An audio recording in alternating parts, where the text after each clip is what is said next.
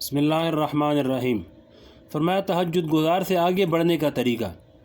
ایک حدیث میں ام المؤمنین حضرت عائشہ رضی اللہ تعالیٰ عنہ فرماتی ہیں کہ جس شخص کی یہ خواہش ہو کہ میں کسی عبادت گزار اور تہجد گزار آدمی سے آگے بڑھ جاؤں تو اس کا طریقہ یہ ہے کہ وہ اپنے آپ کو گناہوں سے محفوظ رکھے۔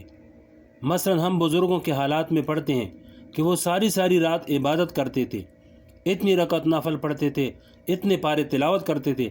اب اگر کوئی شخص یہ چاہے کہ میں اس عبادت گزار سے آگے بڑھ جاؤں تو وہ گناہوں سے اپنے آپ کو محفوظ کر لے، کیونکہ گناہوں سے حفاظت ہونے کے نتیجے میں انشاءاللہ ان کی بھی نجات ہوگی اور تمہاری بھی نجات ہوگی۔ اگر وہ لوگ بھی گناہوں سے بچتے ہوں گے تو بس اتنا فرق ہوگا کہ ان کا درجہ اونچا ہوگا اور تمہارا درجہ نیچا ہوگا، لیکن نجات میں دونوں برابر ہوں گے۔ اور اگر کوئی شخص عبادت گزار تھا لیکن ساتھ میں گناہ بھی کیا کرتا تھا تو پھر اس سے آگے بڑھ جاؤ گے، اس لیے کہ تم نے اپنے آپ کو گناہوں سے بچا لیا۔ فرمایا کہ مومن اور اس کی ایمان کی مثال۔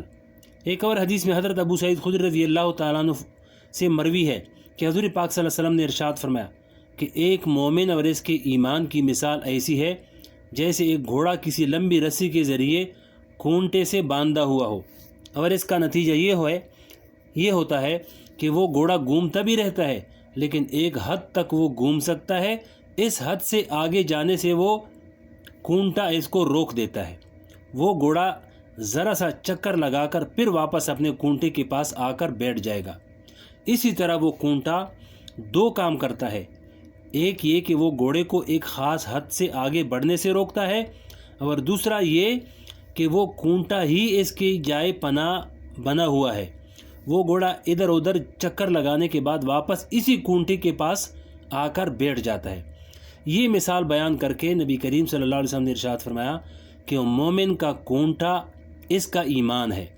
اس ایمان کا تقاضا یہ ہے کہ وہ مومن ایک حد تک ادھر ادھر جائے گا، گھومے گا پھرے گا، لیکن اگر حد سے آگے جانے کی کوشش کرے گا تو ایمان اس کی رسی کھینچ لے گا، اور ادھر ادھر گھومنے کے بعد آخر کار وہ مومن اپنے ایمان کے کھونٹے کے پاس واپس آ جائے گا۔ مطلب یہ کہ مومن کا ایمان اتنا قوی ہوتا ہے کہ وہ اس کو گناہ کرنے نہیں دیتا، اور اگر کبھی بھول چوک سے گناہ ہو گیا تو پھر لوٹ کر وہ واپس اپنے ایمان کے کھونٹے کے پاس آ جاتا ہے۔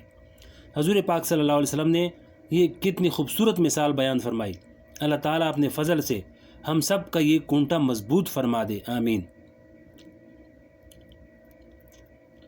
حدیث شریف میں آتا ہے کہ ہر انسان کے ساتھ دو فرشتے ہوتے ہیں، ایک نیکیاں لکھنے والا اور ایک برائیاں لکھنے والا۔ میں نے اپنے شیخ حضرت مولانا مسیح اللہ خان صاحب رحمۃ اللہ علیہ سے سنا ہے کہ نیکی لکھنے والے فرشتے کو یہ حکم ہے کہ جب وہ انسان نیکی کرے تو فوراً اس کو لکھ لو، اور بدی لکھنے والے فرشتے کو یہ حکم ہے کہ جب وہ انسان بدی کرے یعنی گناہ کرے تو لکھنے سے پہلے نیکی لکھنے والے فرشتے سے پوچھے کہ لکھوں یا نہ لکھوں۔ گویا کہ نیکی لکھنے والا فرشتہ اس کا امیر ہے۔ چنانچہ جب انسان کوئی گناہ کرتا ہے تو وہ گناہ لکھنے والا فرشتہ نیکی لکھنے والے فرشتے سے پوچھتا ہے کہ یہ گناہ لکھوں یا نہ لکھوں۔ نیکی والا فرشتہ کہتا ہے کہ نہیں، ابھی مت لکھو، کیونکہ ہو سکتا ہے کہ یہ توبہ کر لے اور استغفار کر لے تو پھر لکھنے کی ضرورت ہی پیش نہ آئے۔ اگر وہ شخص دوبارہ گناہ کر لیتا ہے اور اپنے پہلے گناہ سے توبہ نہیں کرتا تو پھر پوچھتا ہے فرشتہ کہ اب لکھ لوں۔ نیکی والا فرشتہ کہتا ہے کہ نہیں، ابھی ٹھہر جاؤ۔ پھر جب تیسری مرتبہ گناہ کر لیتا ہے تو پھر پوچھتا ہے کہ لکھوں یا نہیں، اب جا کر وہ کہتا ہے کہ ہاں اب لکھ لو۔ اس کے بعد وہ گناہ اس کے نام اعمال میں لکھ دیا جاتا ہے۔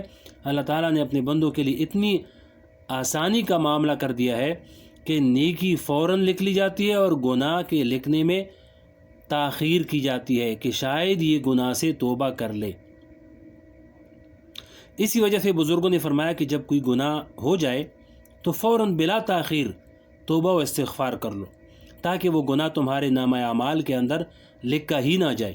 اور بزرگوں نے یہ بھی فرمایا کہ جس زمین پر گناہ کیا ہے اسی زمین پر فوراً توبہ و استغفار کر لو، تاکہ قیامت کے روز جب وہ زمین تمہاری گناہ کی گواہی دے تو اس کے ساتھ ساتھ وہ زمین تمہاری توبہ کی بھی گواہی دے کہ اس شخص نے میرے سینے پر گناہ کیا تھا، اس کے بعد میرے سینے پر ہی توبہ بھی کر لی تھی۔ یہ سب حضور پاک علیہ السلام کے اس ارشاد کی تعمیل ہو رہی ہے کہ ایمان مومن کا کونٹا ہے، جب مومن ادھر ادھر چلا جاتا ہے تو گھوم پھر کر واپس اپنے کونٹے کے پاس آ جاتا ہے۔ فرمایا کہ گناہوں سے بچنے کا اہتمام کریں، اس لیے اول تو گناہوں سے بچنے کا اہتمام اور فکر کریں۔ اہتمام اور فکر کے بغیر گناہوں سے بچا نہیں جا سکتا۔